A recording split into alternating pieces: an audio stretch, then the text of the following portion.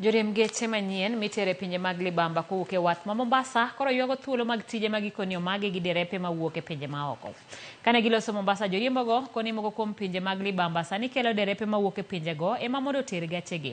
Gino ma gikoni mono gitiyo en gino momiyo koro gidwa ni piny owacho chuog chik mabiro yienegi riembo gechego nyaka e tong' mag pinjego mondo derepe manie pinjego okawgi nyaka kuonde ma idwarogie.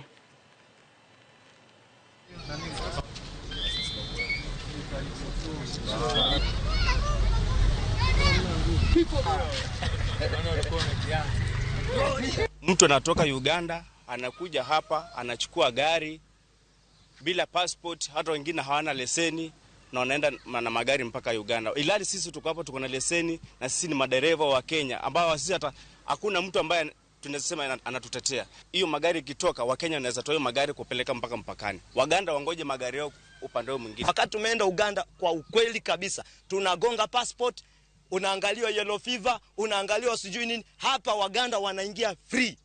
Hawaangaliwi passport, hawaangaliwi chochote. Wanabeba abiria vile wanavyotaka. Wakifanya accident wanakimbia, wanaacha magari. Serikali kama inaweza kutusaidia itusaidie.